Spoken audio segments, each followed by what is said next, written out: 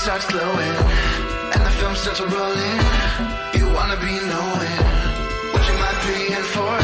So give the show a listen and find out what you're missing. Put yourself in position for the in-ticket score.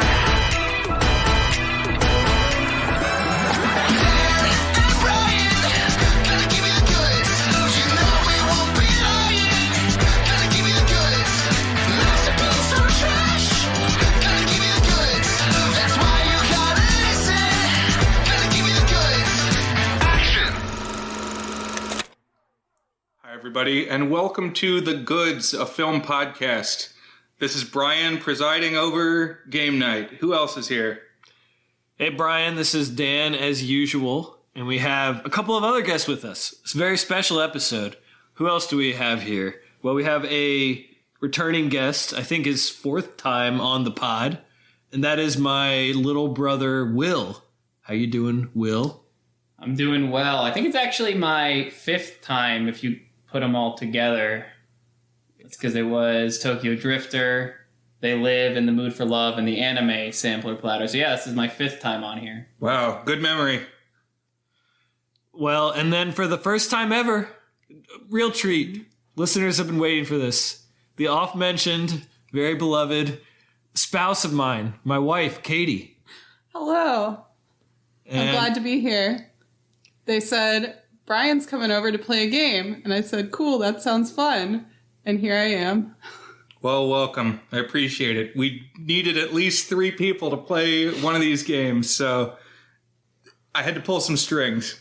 Mostly I relied on Dan, so thank you.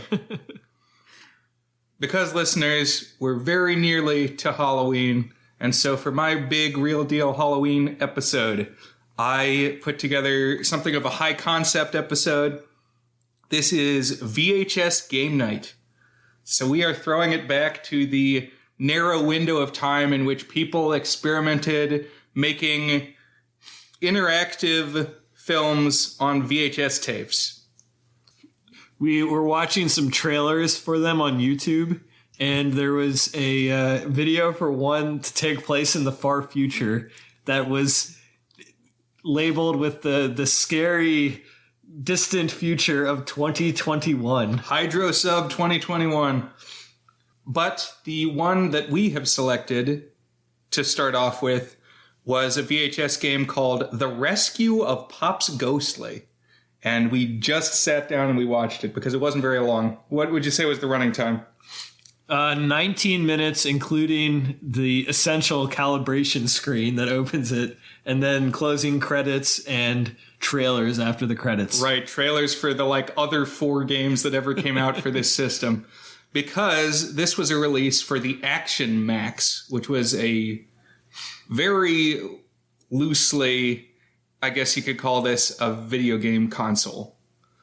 But it came out in 1987, and what it amounted to was a sensor that you set on top of your VCR that had a 7-segment display on it.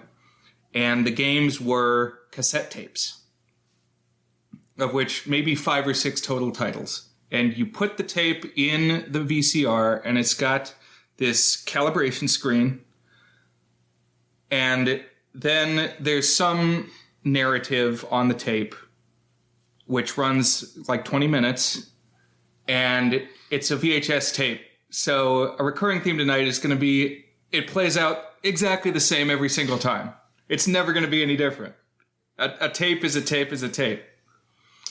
Something I got to interject here. So whenever we say the word calibrations, what it makes me think of is in Mass Effect 2. So the structure of the Mass Effect games is you go on a mission and you have an hour to 2 hour long mission. And then you return to your spaceship. It's a space sci-fi RPG type game. And then when you're on your spaceship in between missions, you can go and talk to different characters. And sometimes they have new bits of dialogue, like character development, or they'll give you a mission that you can go on. But very often in between missions, they don't have anything to say to you. And there's this one character named Garrus. And in Mass Effect 2, he only has a couple of dialogues between missions. But every time he doesn't have a dialogue, you go walk to him, and he'll say, "Can I wait for a bit? I'm in the middle of some calibrations." And so it became a meme that Garrus is always calibrating, and it's so annoying that he tells you over and over again that he's calibrating. Just stop calibrating. You're over calibrating, Garrus. Knock it off. So I laugh a little bit inside whenever I see the word calibrations. So I guess he's playing Action Max. That's what he's doing. He's playing Action Max in between those missions. What the Action Max game reminded me of are those, like, I always closely associate them with movie theaters, but like House of the Dead, like an early home version of those light gun arcade games. You guys ever get any mileage out of those ones? A little bit, but you're exactly right, because every title on this console is an on-rail shooter light gun game. That's the sole genre on the Action Max. You didn't have many options when it was press play on a video and point a stick at the screen. Right. I mean, this is less interactive than Duck Hunt, because in that game, the ducks will take different paths sometimes. Not so here. Always going to be the same program unfolding on screen. But the way the so-called game works is whenever a target comes on the screen, it has a little white circle imposed on it, on the target, that moves around to follow frame by frame where the target goes. And it flickers. White, black, white, black, white, black at a quick rate, like frame by frame. Alternating frames are one color or the other. And there's also a little icon in the corner of the screen that's flashing at the same rate. Now, if it's an enemy target, the circle in the corner and the circle on the target are going to be opposite colors. If it's an allied target, the colors are going to match. And so, depending on where your gun is pointing and when you press the trigger, it's going to search for that flashing circle, and it will know if you've hit an enemy or an ally. An enemy adds a point to your score, an ally detracts a point. And that's it. That's the whole system. Price. Yeah, or maybe eBay purchase now. Okay, I'm going to pull up eBay and see if you can buy an Action Max. It's probably a rare collectible at this point. I feel like it wouldn't be too hard to homebrew this console, and I have homebrewed the games. So join our Discord, listeners, and I'm going to drop the Action Max game that I made in our supplemental media section. All right, so you can get an Action Max VCR console, original VHS, game box, styrofoam complete. Well, I hope it's not just the box. Okay, it looks like the whole thing for $72 plus $30 shipping. So we're talking about $100. That would be an interesting thing to own someday, Brian. Well, I spent $60 on the other game we're going to play, so maybe next year we can play Hydra Sub 2021. In the year 2024. Yeah, it would have been apropos a couple years ago. I've been, thinking about this one for a while, this episode, so it took a while to get all the pieces together. So, should we talk about what Pops Ghostly is? We should. But the thrust of it, the gist of it, is at the start, it's like a suburban street, and these kids are walking their dog, and the dog runs off and in through the door of a haunted house. And the kids follow it inside. Then what happens? The ghostly family appears. This quote-unquote narrative takes all of like 10 seconds at the start of the film. Yeah, I think I forgot. The quote-unquote film. I think I had forgotten that it happened by the time the shooting actually started, so... It's thin. It's sparse. Also, what happens after they enter the house kind of melts your brain a little bit. This family of friendly ghosts pops up, and everything is like a puppet, like a marionette puppet. Which is why this game is the best one on the system, because all the others have like mannequins or real human actors, but not so much the puppets. And there's a ton of green screen effects, too, here in Pop's Ghostly. But what the Ghostlies tell you... this family is Pop's Ghostly, Mom's Ghostly, and their son Gordy Ghostly, which is a pretty good name. Where is Gordy on the list of potential names for if we ever had a son, Katie? I guess it depends how pumpkin-shaped his head is. Doesn't Gordy just mean fat in Spanish? I think it's Gordo or Gorda. Short for Gordon, maybe? Yeah, on The Simpsons, they have Gordie Howe, who was a real hockey player. He's the guy that Bart takes his like headshot out of an old sports almanac and uses it to catfish Krabappel. Strap on your skates, Gordy, you're going in. That's some deep Simpsons lore. But what the family tells you is that their house is being haunted, and not by friendly ghosts like them, but I guess demonic style bad ghosts, like whatever it is in Paranormal Activity. This is what's taken over. And they say they throw fireballs. That's the threat they pose. Did they say anything else about why there are other ghosts and why they are different from them? I don't recall them saying anything other than that they are here. You're right. We need the prequel film. Like the Pop's Ghostly Cinematic Universe. Yeah, is Pop's Ghostly a reliable narrator? Or is this like a race war between the ghosts? Wow. See, I was going a different direction with this in my headcanon. I was thinking it was like the Ghostly family is just squatters in the house. And they're like acting like they own the house, but actually the demon ghosts are the enforcers trying to kick them out of the house or something like that. I don't know. I like that. Well, I was thinking maybe the Pop's ghostly families are the most recent ghosts who have taken residence, and all the other ghosts are the previous ghosts, and now they're fighting about who gets to control the haunted house. Yeah. Maybe over time, the ghosts become like more animalistic. Like they lose their humanity with the ages. Maybe Pops is just a violent and cruel dictator among all the other supernatural creatures. He just puts on a kind facade. The goblin coup is occurring. And do you think there's any Pop's ghostly fanfic? Well, they say there's fan fiction of everything on the internet, and my answer is still no. There's not any Pop's ghostly fan Mom's fiction. Ghostly Gone Wild. Oh, no. What kind of a nickname is Mom's? I've never heard that. I've heard Pops before. Good question. Moms. I don't know. To me, that just sounds like the plural for multiple the word moms. mom. Yeah. But we are now again about 45 seconds into that. It's okay. You don't need to do a lot of recap for what comes next. But tell us a little bit about the kind of thing that we see past this, what passes for exposition.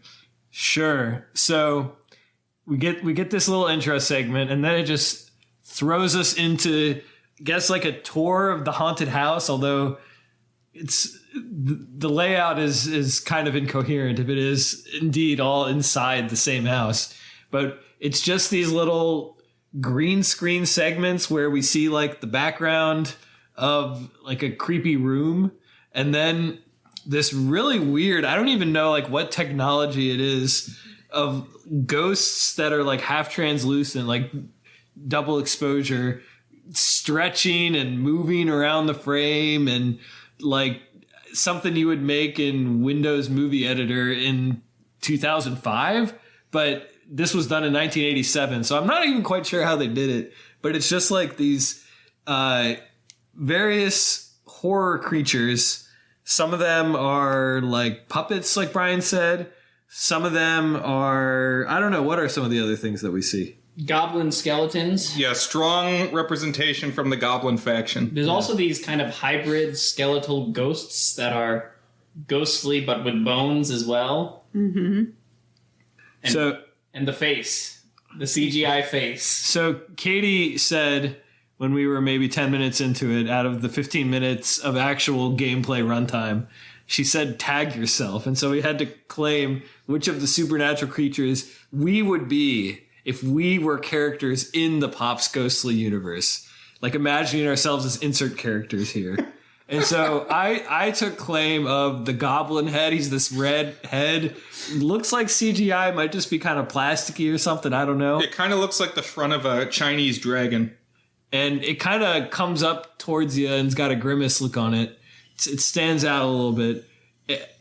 Just given a more emotional expression. That's why I kind of related to Mr. Red Goblin. But He has kind of a laugh to him, too, doesn't he? Like, does he cackle? He has a very chompy mouth. Much like me. So Will, who did you claim? I said I wanted to be the goblin skeleton, which is just a little skeleton, but it also has bone ears, so... Ears aren't bones. I don't know why if they're trying to represent something as skeletal, they always showed the bones, but other than a human skull, I mean. Yeah, I really hate that, the bone ears. I have a lot of those skeleton animals. And yeah, would you put ears on a human skeleton? No, you wouldn't. It's like they don't trust the populace.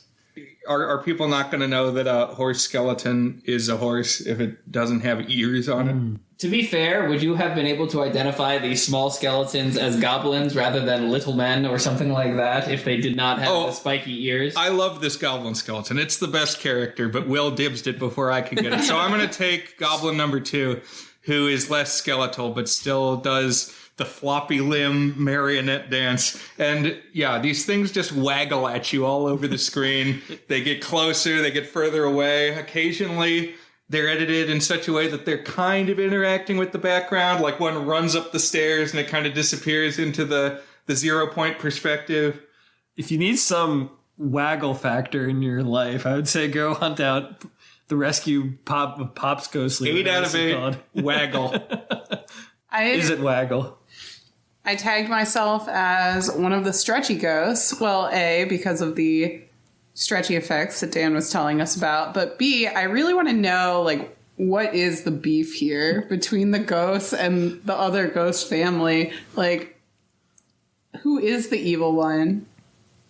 So you think there's some, hidden backstory and the linchpin to it is Stretchy Ghost? Do you think he's the guy he's holding the lore captive? That's the one. Yeah. I like that one effect they do is they have a track mat or something. And so characters will appear, they'll slide out from behind something and then slide back behind it. And so there's a little line that's a barrier that cuts off the mask. There are 2 of what I would call plot twists in this cinematic experience, film, if you will.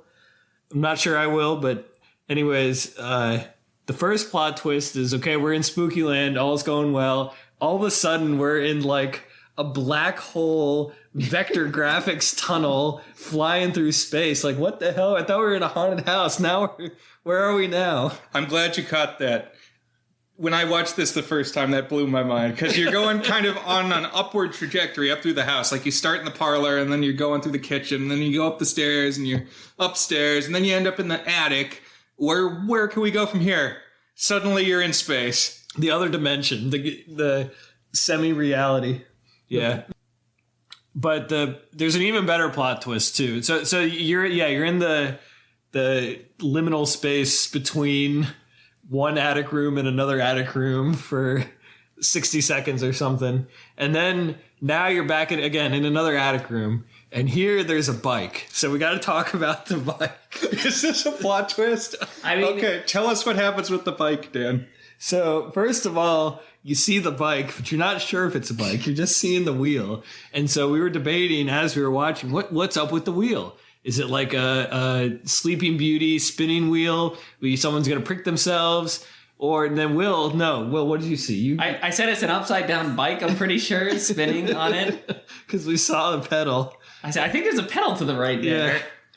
And then one of the characters, so by the way, this whole time there's eepy creepy music in the background and no dialogue, but some noises. And then when the bike comes out, now all of a sudden they're green screening in. Is it one of the goblins? I think it's a goblin, yeah. And what does he say? What is it? No, the goblin kind of its feet. It's pedaling, but I think it's upside down, so it doesn't make much sense. And then Pop's Ghostly comes in. Gordy. Gordy. Oh, God. Gordy comes in and says, hey, no, that's my bike. Except that's not the Gordy voice. Dan, what does Gordy sound like? I don't remember. What does Gordy sound like? That's my bike. Yeah, that's right. Yeah. That used to be mine. So maybe this all is oh, dude, you know what it is? It's Pee-wee. This is a retelling of Pee-wee's Big Adventure, Brian. When did Pee-wee's Big Adventure come out? 1985. Okay, so because it's the bike. Okay, yeah. I see it now. It's a bike's, he stole his bike. That's what's causing the chaos. The beef. Yeah, Interesting. So is Gordy Pee-wee then? I guess. It's all about getting the bike back. But yeah, the soundscape is so much of this experience. The music, it's a little like Amazing World of Ghosts in that it's just like nonsense vaguely related to ghosts accompanied by a funky soundtrack. Yeah, but in AWOG, it was like just a quasi-intellectual rambling for an hour or however long it was.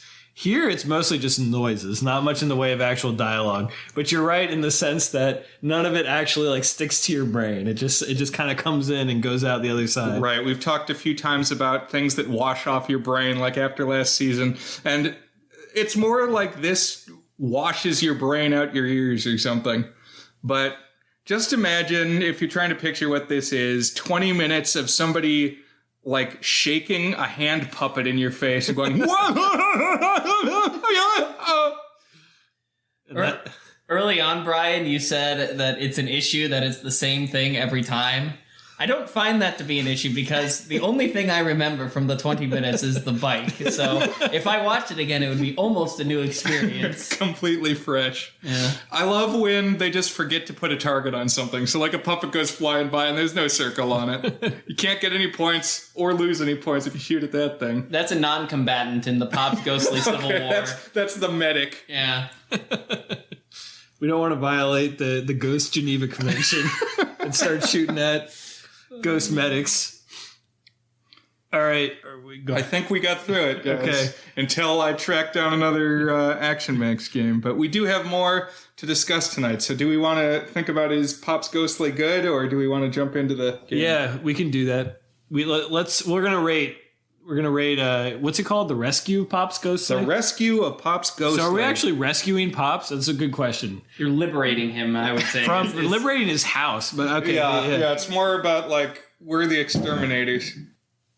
Is it good as our signature section where we each give the film or the VHS game, as it were, a rating on our 8-point goodness scale, ranging from a 1 out of 8, which is very not good, to an 8 out of 8, toward a good. That's our masterpiece rating. So normally we have the guest go first and the host, and in this case Brian is the host, go last. I guess we'll do me, Will, Katie, Brian. So is The Rescue of Pop's Ghostly good? And I don't even know where to get started with this, because it's like, it's not really a film. It's like not something that a normal person would ever watch. And so there's not much of substance there. I'm going to give this a 2, a not good, because it's an amusing. It's 15 minutes, and you could probably get the same experience in about 3 minutes of it. But I was going to just do the obvious 1 out of 8 because there's really nothing of substance there. But there is some pleasure to the silliness of it. And then out of the blue, there's little bits of weirdness there, like the vector graphics thing. It's got almost an avant-garde charm. Not quite, but a little something to it. So I won't say I regret the 15 minutes, the 19 minutes we spent watching it, but I also don't feel like I'm enlightened or elucidated or will ever be watching it again, except maybe to fast forward to the bike scene again. If you want to get to the crux of it. Yeah. Understand it. The real meat of the story. Will, what about you? Is Pop's Ghostly good?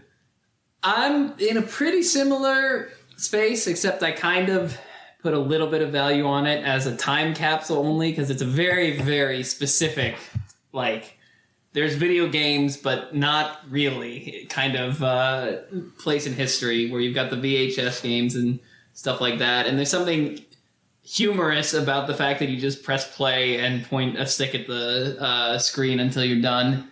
And the music at points was catchy, I suppose. Catchy is the wrong word because I can't remember it. But I remember noting at a couple points, like, this is interesting. And of course, you've got the bike. And there's definitely a level of goofiness around it. But I think I am going to land right there with you at a 2. I was considering giving it a 3, and then I realized what I was about to say, and I went back down to a 2, which I think is fair. A 2 out of 8 is a not good. A 3 out of 8 would have been a not good. Don't get me wrong, this is not good. Can't forget Gordy either, so. Katie, your first ever rating on the Goods of Film podcast, and really we brought you a special one to be giving that rating to. So, is Pops Ghostly good, Katie? Right, all I'm saying is you guys put yourselves in this position for my first appearance, but no, there's absolutely no redeeming qualities. One, very not good. No hesitation. There it is, laying it all out there. I don't know why I watched it. All right. If anyone here is going to have some redeeming thoughts, it may be Brian. So, Brian, Yes. is Pops Ghostly good? Well, so I liked what Will said, that this is a specific window in time when think about that the console that was big was the Nintendo Entertainment System. So one might think there would be a market for something that has real world graphics compared to, the 8-bit games at the time. And the trade-off is complete loss of any real interactivity. But Pops Ghostly is a vibe. I can't imagine any of the Action Max games being better than this. I guess I just appreciate someone waggling a hand puppet in my face. But I'm going to give this a 5 out of 8. Actually, my goodness. I like Pops Ghostly. It's not as good as AWOG, but it's good. All right. So, would you rather spend 20 minutes watching Pops Ghostly or 20 minutes playing the original Super Mario Bros. For the NES? Oh, well, that's not a film at all. But, I mean, obviously, the original Super Mario Bros. Is a great game. So we would be remiss if we did not mention that Brian made his own Action Max game on his public access TV show, Count Gonley. And he said, I'm going to play one more thing. And then he turned it on. And so we also watched that. And it goes on for 4 or 5 minutes. And he does a good facsimile of like a commando, a military commando. But then we're hunting down vampire aliens, but we can't shoot the witches. The witches are the good guys. And then for some reason, his friend Ben, who plays character Agrat, is writhing around shirtless for the last 30 seconds. I would say it's certainly more erotic than Pops Ghostly. Yeah, I mean, if anything, that's what Pops Ghostly is missing. Gotta see the Gordy remix. Sex appeal. I think that would have made the Action Max sell. Action Max with 3 X's. All I can say is if there had been a 30-second finale where Gordy got like soaked and was rubbing around and writhing around, then maybe bump it up to a 3 for me. But we didn't quite get there. So, all right, we're getting silly here. Yeah, and we have more work to do this evening. All right, so we will part for now, and then we got some setup to do, and this should be fun. Now we're back for part 2 of VHS Game Night. And while I didn't go the whole extra mile and track down a working Action Max, I was able to spend some money on eBay and bring us a physical copy of this next game, and it's why we have gathered here tonight. Because this is the board game called Nightmare from 1991. It launched a series that we'll talk about. It originated in Australia, and it's one of a number of VHS board games. So, Dan, what's your previous exposure to VHS board games?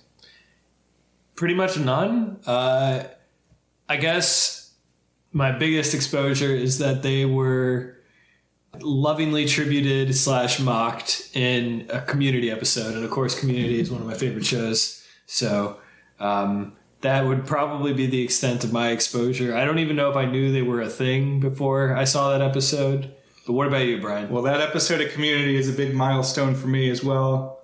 It was pretty late in the show's run, but I love to see a VHS board game shout out. And who should be the host of the VHS board game that they play in Community but Breaking Bad creator Vince Gilligan, who, as far as I know, has he ever acted in anything else? He just suddenly pops in and he's hosting the VHS board game. Interesting. That's fun, yeah. We know Brian will dig any connection to Breaking Bad. That's right. But as far as my past experience, I have played a VHS board game before. So when I was 5 years old, I had a VHS called Gargoyles, The Heroes Awaken, which was the first 5 episodes of the Disney's Gargoyles TV show condensed into feature film length. And at the end of the tape, it said, to play the game, keep watching and get out your board game, which like folded out of the VHS box and had like, you know, your cardboard game pieces to follow along. So I have done this before. I also have a few that I've acquired over the years and not played yet. I've got one called Isaac Asimov's Robots, the VCR mystery game, and Star Trek The Next Generation, a Klingon Challenge. Why didn't you bring that Asimov one tonight? If I hadn't been able to get this with all the pieces, we would have played Isaac Asimov's Robots. All right. And I just see an ironic appeal in this format because, again, the tape is only going to play out one way. It's never going to change. So the way that the Gargoyle game worked, and I assume this is going to work, is it's kind of like Candyland. Like you're relying on the random powers of fate to send you to the end of the board. And periodically, Vince Gilligan is going to pop up on the tape and yell, anybody on a blue square, lose a turn. Something along those lines.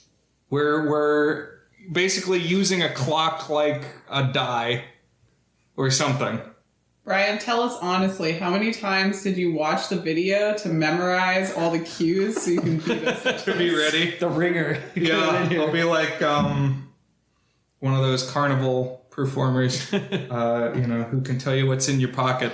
And when I'm playing games with my friends, whenever I start to lose, I always say that they practice this game at home. So, Brian, have you been practicing Nightmare at home? I know when the whammy's coming. Yeah, charging his meter. Yeah. But this Nightmare game was originally created in Australia. It was created by a team called A Couple of Cowboys. That was their production studio name. And it sold reasonably well, but I guess in some regions they marketed it as Atmosphere. Fear spelled how, Dan? So, good point. I have the rule book right in front of me, and I think in a minute I'll get into some of the treats we have in this rule book. But Atmosphere is ATMOSFEAR. So it's like atmosphere, like the feeling and the situation, but FEAR, get it? There you go. Very spooky. And so in some territories, I guess there was already a game called Nightmare, so they marketed it as Atmosphere alternatively. And apparently it sold pretty well. And so like each year, I'm going to guess in October, they came out with like an expansion pack. So there are 6 central players, and we're all going to pick one. And these characters are known as the Harbingers. And the Harbingers are Gévaudan, the werewolf from France, Helen the poltergeist, Khufu the mummy, Baron Samedi the zombie, Anne de Chantraine the witch, and Elizabeth Bathory the vampire. How do we choose our characters? We're just going to go in the circle and pick it? I will let you go first. Okay. So Does it say in the rule book? let's see. So I come from a background of like heavy duty strategy games that have like 75-page rules booklets. This is one sheet of paper, slightly longer than your normal sheet of paper, front and back. So there's not much to it, but let's see. Should I dive into the rules or should we pick our characters first? Well, I'll just quickly say that after The Nightmare came out in 1991, it was like each year they do an expansion pack centered on one of the Harbingers. Okay. And then once they got to like the late 90s, the year 2000 or so, they re-released the game called Atmosphere the Gatekeeper, who is our host character. And that was on a DVD. So that was the revolution in interactive film, because on a DVD, of course, you had a randomization function. So the game could be different at least a few times. There was also interactivity, so you could press a button at some point. Very true. I feel like Like the Nintendo was the actual revolution in interactive. Not in home video I guess gameplay, you're right. man. I guess there's a line there. Right. So, yes, have you played DVD games before? Anybody? Yeah, I have a distinct memory of like a terrible, like the graphics are really bad. I think it's a Lion King DVD trivia game. And also, for the longest time, I thought the original Lion King had a story sung by, who's the bird in Lion King? Zazu? Yeah, had a song sung by Zazu called The Morning Report, which was apparently only added into the DVD version. And for some reason, the DVD version, as a default, included this extra song that was not in the original VHS version. Yeah. Same deal with Human again in the DVD release of Beauty and the Beast, where it was like a song that was cut, and then they decided they were going to like add animation to it and add it in for the DVD release. What was the connection there? That I don't there know. was also a trivia game? It was the awful trivia game on the Lion King, and then also it just connected to the Morning Report in my head. Well, for me, in DVD games, I got to shout out the Seen It series, which was like movie trivia, and it would play a scene, and you would answer questions about the film. But now, players, here we are. And Dan, can you tell us the rules? Sure. Opener. Read the rules completely before starting to play Nightmare. 1. Creating the perfect atmosphere. Nightmare is best played at night. Dim the lights or design your own eerie atmosphere. Thank you, Katie. Just dim the lights for us.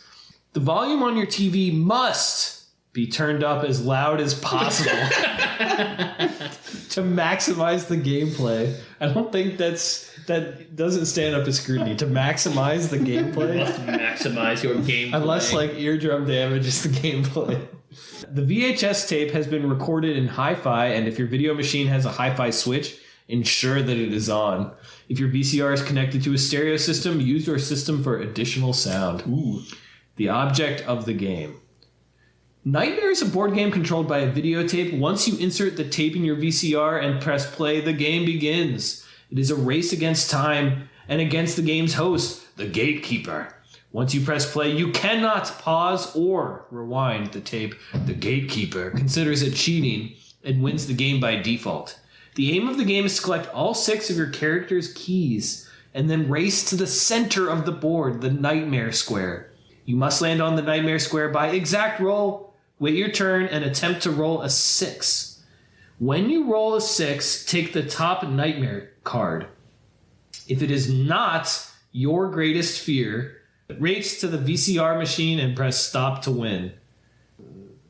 Once the tape reaches 60 minutes, the Gatekeeper wins. Setting up Nightmare. Players should be seated in a semicircle facing the screen. That's us. We got Brian, then Katie, then Will, then me. Sort, shuffle, and place the time, fate, and chance cards. There's 3 types of cards in this. Time, fate, and chance. It's a lot of time cards. What is the difference between fate and chance, I wonder? Well, fate is like a predetermined destiny. Chance is like a arbitrary non-destiny or something. I don't know. In the words of Merlin in the TV movie from 1998, time's arrow points in one direction only, Dan. We only experience things one way, one time, so who's to say if we have free will or if there is any kind of branching decision tree or if it's all, in fact, Calvinist predetermination. Well, that is, in fact, my greatest fear, so fits well with this game. Each player should take a Nightmare card and, on the blank side, using the marking pencil, write their greatest fear, semicolon, spiders, snakes, heights, etc. Do not reveal your fear to the other players. Collect, shuffle, and place these cards on the center face down. The Nightmare cards can be erased and used over and over again. Should we decide that we need to play this game over and over again? For listeners, this game is in pretty good shape. This specific copy of the game that I got from eBay. Listeners, if you go to thegoodsfilmpodcast.com, you'll find a link to join our Discord if you haven't already. And we'll be posting some photos of us playing this game on the Discord. And Brian will post some other multimedia as well. That's right. Another goods adventure recently was we we toured the Titanic experience at National Harbor, Maryland. Yeah, that was fun. We listened to covers of My Heart Will Go On during the ride-in. Me, Brian, and Will went to that, so... Boys' night out. Yeah. How serious did you guys go with your greatest fears? Mine's not particularly serious. You're welcome to go serious. I'm not going to go that. I'm not going to, I'm not trying to kill the vibes. Pop's ghostly becoming real life. It's hard to fit on one nightmare card. An after last season sequel. Alright, this is an important moment because we're about to choose our characters here. So I am Gavaden. Is that the werewolf? That's who I was going to pick if it was a draft, so I'm pleased with the outcome. And I'm number 6 out of 6. So I don't know what that means, but I'm going to find out. Oh, I'm Anne the Chantrain. So you're the witch. Is that the witch? I thought it was the vampire. Elizabeth Bathory is the vampire. Oh, okay. Helen. The poltergeist. And for those of you who don't have the guide in front of you, Helen is spelled Hellin to indicate that they are in hell. Okay, and I am Khufu the mummy. Okay, we all have our characters. Place your playing piece on the gravestone marked with your character's name. If you are Helen, place your piece on the gravestone marked Helen. Okay, that was a helpful clarification. This becomes your gravestone, and you should watch it throughout the game. For if an opponent lands on your gravestone, you may have fate cards or keys which can be used against the player. Hold on, I thought we were going against the Gatekeeper. What's his name? The Gatekeeper. No, it's competitive cooperative. Everybody, the Gatekeeper can beat us all, but... We also need to independently win. It's like blackjack. We're all against the dealer, but we can't, we can all independently win. Each key gives you a specific power.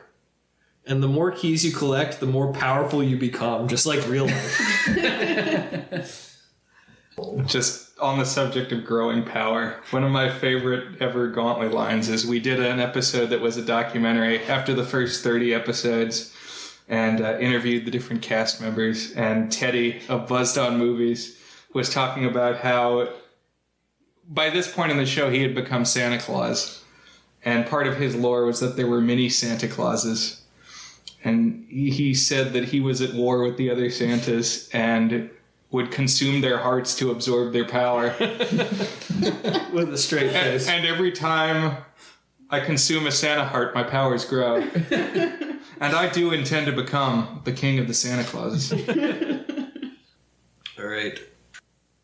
The black hole. There are 2 black hole spaces on the board. If you land on a black hole or if you are banished to the black hole by the Gatekeeper, you cannot participate in the game unless you are specifically called upon by the Gatekeeper, e.g., the youngest, the oldest, the chosen one. Who's the... By the way, the black hole in the game is just a little ditch, is what it looks like. I mean, it is black and it is a hole, but normally when you call something a black hole, there's a little more to it than that. How to play and win Nightmare. Here it is, how to play it. Each player starts the game with his character on the gravestone, moves clockwise. I'm so bad at clockwise. I literally just did that. Will is showing us. Why? He's doing it wrong. I did it. Okay, to be fair, clockwise is the other way around if you're standing inside the clock. Yeah, I'm the chosen one. I'm standing inside the clock. The aim of the game is to collect all 6 of your keys. Only when you have all 6 of your keys can you leave the outside trail of stones and begin making your way to the Nightmare Square in the center of the board via one of the 4 paths in the middle. When you have landed on the Nightmare Square, you must wait your turn and then try to roll a 6. Once you have rolled a 6, take the Nightmare card from the pack. If it is not your greatest fear, race immediately to the VCR machine and slap the stop button. However, if it is your fear, you are out of the game. If you share the same fear as another opponent, you're still out of the game, buddy. No. Remember, Nightmare is a race against not only your opponents, but also the Gatekeeper. And if the timer reaches 60 minutes, he has won the game.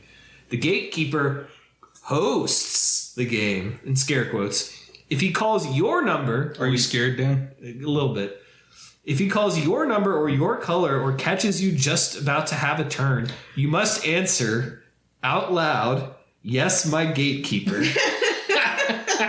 And then listen carefully to the task set upon you. If you fail to answer him in time, he can become extremely angry. So always answer his questions immediately. How's he gonna know? The gatekeeper will also call for the youngest player, young one, or the oldest player, old one. I feel like this is a distinct disadvantage, or maybe advantage, I don't know, for me and Will, because I'm the oldest and Will's the youngest. Yeah. If he wants to know your middle name and you don't have one, use your surname. What? Somebody's like, hold on, I don't have a middle name. Maybe it's good to fly under the gatekeeper's radar. Players can only move around the board when the gatekeeper is not on screen. When the gatekeeper appears, everybody must stop and listen carefully to what he says, because if you miss something, you cannot pause or rewind the tape. Yeah, that's Wow. cheating, according to the gatekeeper. And you Yeah. automatically lose. Now turn the lights down, turn the volume way up, and press play. We're not going to do max volume because there's 2 sleeping kids in this house. Okay, here we go. Sorry, I can't hear it. Can we turn the volume to maximum? No, You can turn a little up. Oh, it's PG rated. Why is this a child? Because it's scarier.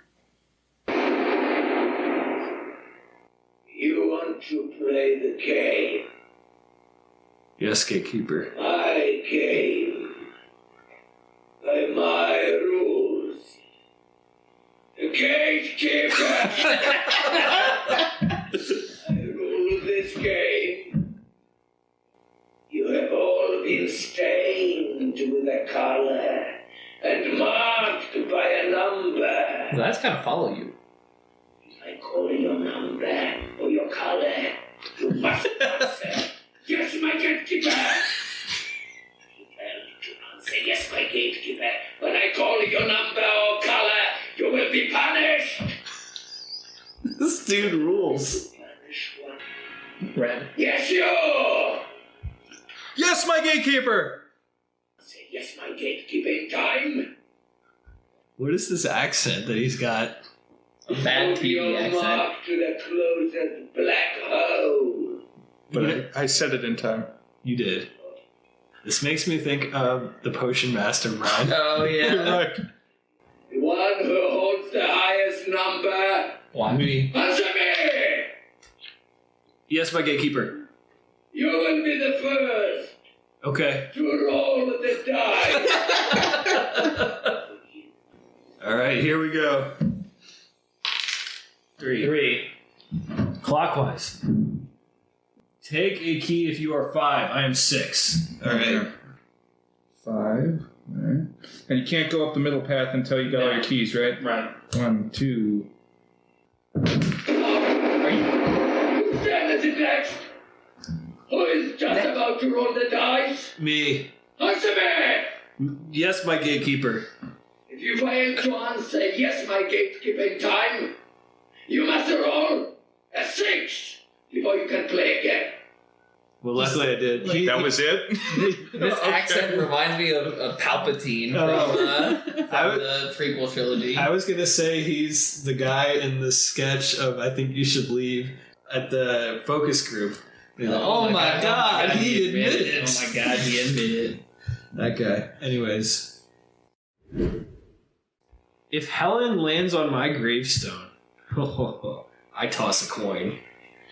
I also get to do that if Helen lands on my gravestone. Oh, wait a second. I'm That's Helen. you. It's my turn. And Deshantrain. Hey, what up? You have my digs. Dad, do you have... No. Okay. So far, one person has one key. I landed on Gavendalon. I don't know. Man, we are going to look such the fools if the gatekeeper wins this. Bad. Who stands next? Answer me! Brian, me, yes, my gatekeeper. Give me your real name. Brian. Huh? Brian. I must have missed your middle name. Bradley. Terrell. That is a stupid name. Pick up the dice and roll it. Okay, 2. What number did you roll? 2, my gatekeeper. There are 26 letters in the alphabet, and you have rolled one of the first 6. Letter would that be? B. B. If that letter is in your middle name, you will miss the number of turns you have rolled. Ooh, 2 times. Devastating. Wait, card.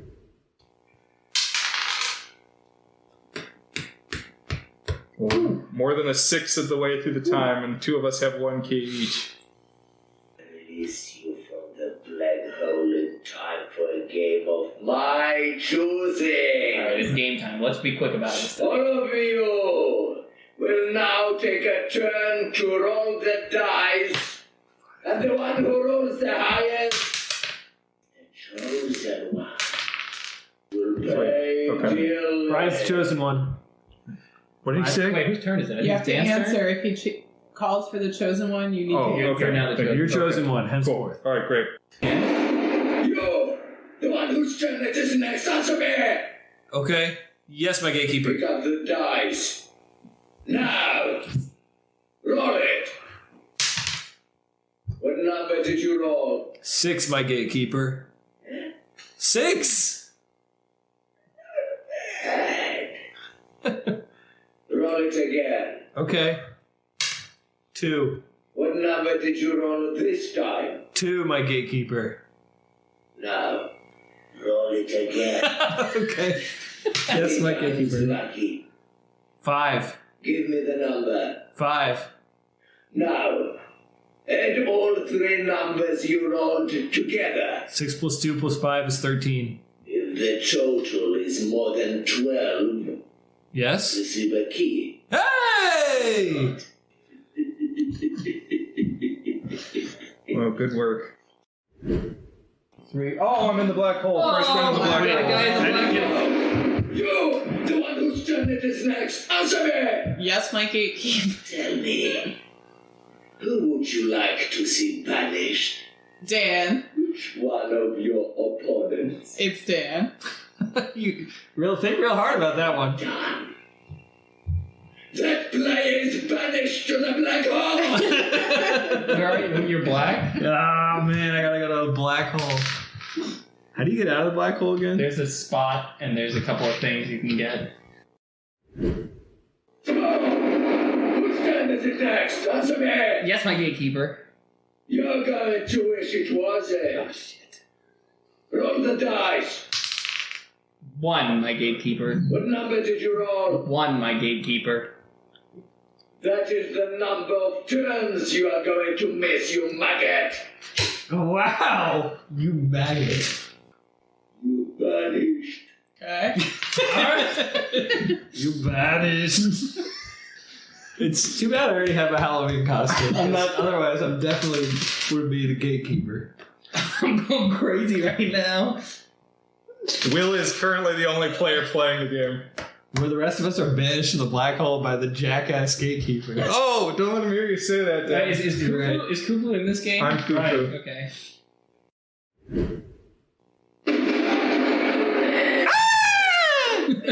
Ever come closer to me again, you maggot? Did I scare you when I screamed, Brian? I mean, I was ready for somebody to scream. So. Okay. Well, if I scared you, then I get all of your time cards. Oh, well, good strategy. But I'm No scare? Not really. Okay, no scare. But I got a second key, so. Where's the coin? Right there. If it's tails, I take your time cards. You get 1 for 59.45. Whose turn is it next? Answer me. Dan, answer him. Yes, my gatekeeper. Roll a 6 to play again. 6! Going. All right. Do I move? Yes. I guess. 1, 2, 3, 4, 5, 6. Oh. 1, 2, 3, chance. Okay. The worst cards in the game. turn is it now? Answer me. Me, Brian, my gatekeeper. Like a key. Yes. I also bet you cannot roll your number to receive one. 2? Oh, Roll the dice. okay. What number did you roll? 4, my gatekeeper. Is that your number, little maggot? No. He's throwing the maggot around. If it's not, you're banished! No. You're banished. I need that as my like my text ringtone.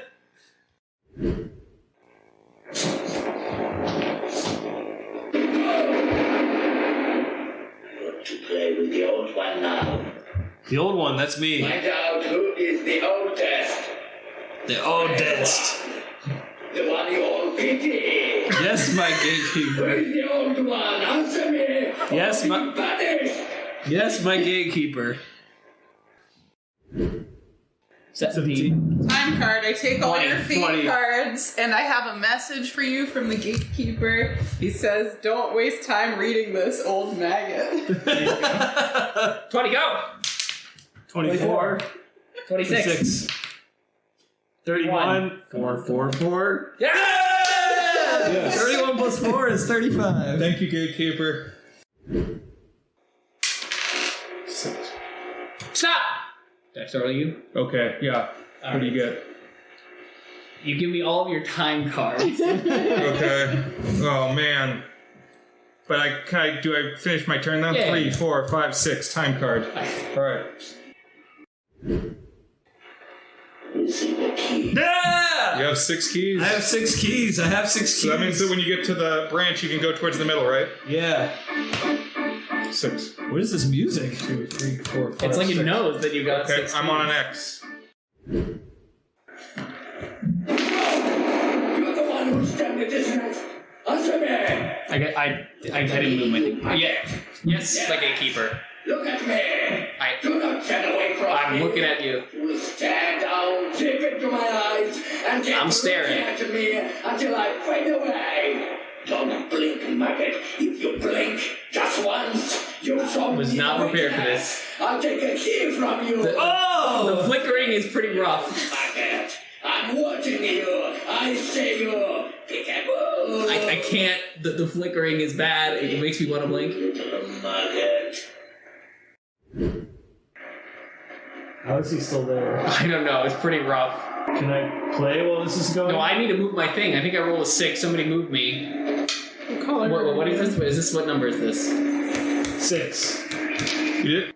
This is Wait, devastating. This is brutal. He's got to fade. I'm in the black hole. Do you not have the black hole? Hey! Good job, Do I Will. get anything? No, you just don't lose a key. Great. Well, I guess that's good.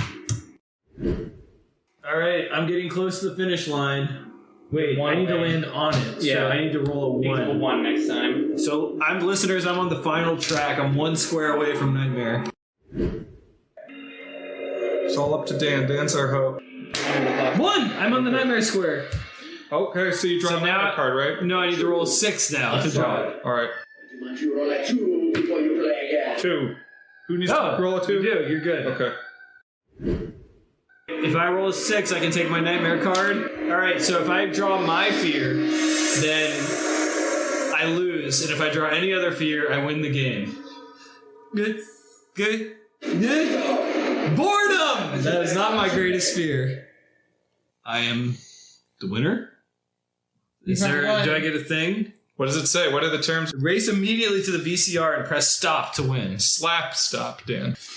Okay, so we won with what, 5 minutes left? 4 minutes left? Yeah. So do we want to hear what the gatekeeper says if he wins? The game itself is not particularly, Yeah, I don't know if this was worth $60, but the video. the gatekeeper is good. This was the perfect way to play, honestly, listeners. Well, you're going to have to join our Discord and see the pictures that we post, but we've got the little CRT and the VCR up on top of our game table, and it's like life-size gatekeeper head, pretty much. It would be larger than life on a bigger TV, but we got just the right size. So tomorrow you're going to be driving in your car or something, you're going to think, you I'm banished! Answer me! Old one, you sniveling maggot. You smell much older than you are. That was a pretty good burn. All right, do we want to watch the end? we can see what happens. All right, so I won, but we're going to go and look at the last bit here. We'll receive a key. Yeah, so the keys really start coming at the end of the game. And I have a time card that says at 59:59, scream, just for the hell of it.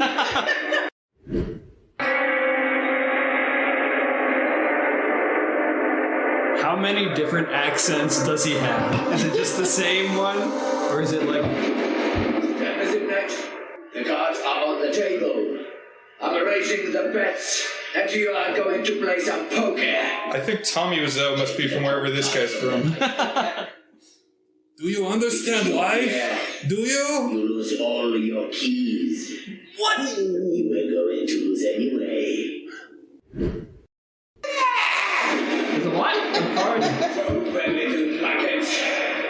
You have lost. This is the end of my game. But just the beginning of your nightmare. I feel like that was not an adequate ending. It was just like, you lost. Yeah, I feel like you should Enjoy have named your us to nightmare. hell or something like that. But we got a little foretaste of the first spin-off game, which was Nightmare 2, the one focused on Baron Samedi the zombie, which actually came with a promotional music video that I will also drop in the Discord. So, just to recap, I won. Okay, good work. Good work. Any other just comment kidding. there? Yeah. Dan the Werewolf.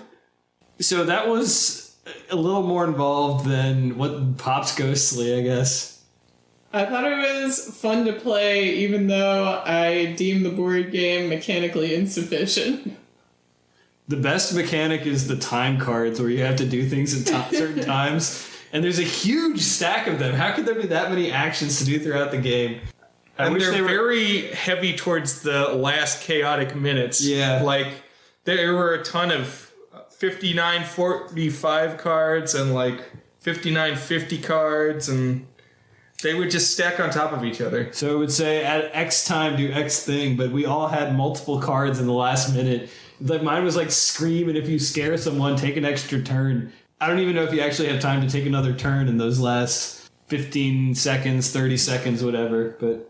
Yeah, this game lives and dies by the Gatekeeper. He really holds it. Like, as Katie said, it's mechanically boring, but the sheer camp coming off of the Gatekeeper with his insults and his accent and the way he really works the camera as he stares into it. And what was that preposterous 2-minute long staring contest I had with him where I didn't get rewarded? Your reward was no suffering. I don't know. The Gatekeeper is definitely the best part of this game. So I wanted to see credits. Who is the Gatekeeper? We got to know. Oh, so the Gatekeeper has a very interesting name. The Okay. Gatekeeper was played by the actor Wenanti Nosul. A name worthy of the Gatekeeper, I would say. Wenanti O'Soul. This dude was all in. This dude was pedal to the metal, 100% Gatekeeper. It has an 8.4 on IMDb, by the way. Wait, is this one on Letterboxd, Brian? Yes. This Oh, one is yes. on Letterboxd, so you can log it, Dan. Yes. Unlike Pop's Ghostly, which only has an IMDb entry. On that note, what makes a better standalone experience? If we didn't have this board and the cards and everything, would you rather toss on the Nightmare 1991 VHS or the Pop's Ghostly Action Max VHS? Easily Nightmare. Yeah. I mean, there would be long, boring stretches where you're just looking at a number counting.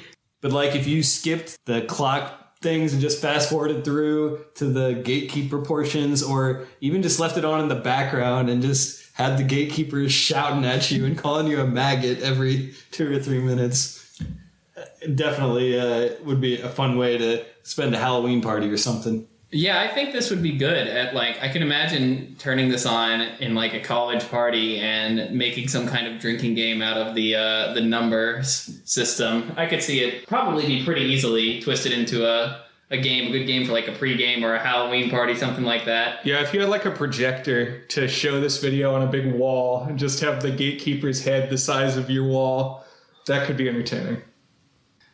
Wenanti no Sul has 14 credits on Letterboxd. How many of them are the sequels to Nightmare? Actually, it looks like none of them. Oh. And he directed one film, too. Now I gotta go look it up. All right, do we want to throw a rating on Nightmare? Yes. Anything else we want to say? So I've already did the talking to our rating scale once today. So 1 through 8 is Nightmare good. And I'll go first again. And I'm going to say mechanically the game was a little off. The time card's fun to shout random things, scream at people at designated times. A few too many things to track, and it just got really dull rolling over and over again. But man, the Gatekeeper, MVP, loved it whenever he came on the screen and degraded one of us with these insulting remarks and just the real campy horror lighting from below and green makeup and weird colored lights, and he had some like contact lenses going on at some point, and just the accent was just out of control. I'm going to give the overall experience of 5 a good. I guess that goes to Will. Yeah, I'm in a pretty similar spot. The board game itself is pretty lackluster. The chance cards, I don't want to get into much detail, but they really live up to their name. It's like 1 in 36. 35 out of 36 chances, they're not going to do anything. If you are such and such a person and your number is such and such. It's not only 1 in 36, because if it's 1 out of 6 and 1 out of 6, you also flip a coin after that. So it's actually 1 out of 72, whether anything good happens.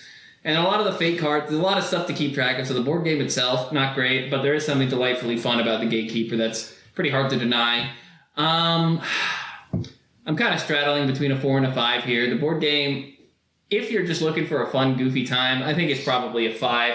Yeah, it's fun, and I would not recommend it to board game enthusiasts, but perhaps Gatekeeper enthusiasts would get something. Yeah, anybody who loves Gatekeeper, this is the game for you. I consider myself a Gatekeeper enthusiast after this experience. I am curious if they added more mechanics or switched things up in the later games that refine the experience more. And I wonder if the Gatekeeper edition, the DVD one, is a culmination of everything good about it, but perhaps next year. Yeah, the greatest hits. I don't care much about the mechanics. It's just kind of something to do while you wait for someone to come shout at you. I'm curious if the other actors that play the different monsters in the different versions have any of the charisma that Mr. Gatekeeper did. Oh, great question. All right, Katie, is Nightmare good? What was your final rating? My final rating was a 5, is what I landed on. Okay. I'm going to go with a 4. Not good. No, that's goodish. 3 goodish. It's still 4. Goodish. Goodish, okay. I'm going with a 4. Goodish. I think it was fun to play, but I also would not ever play it again. And I don't know that I would recommend it to my friends. I think it was funny. And yeah, goodish. Fun to do once. Brian, is Nightmare good? Okay, well, I guess this is also a vibe. I'm trying to picture playing it in 1991 and what that experience would have been like. But I also spent $60 on this, and there is no replay value, which is par for the course with VHS games. I did like the Gatekeeper. I'm actually going to give it a 3 out of 8. Not good. Hopefully this experience has been interesting, listeners. I don't know what it's going to end up turning into, how much of that gameplay audio can be salvaged. Hopefully there's at least a good shout from the Gatekeeper.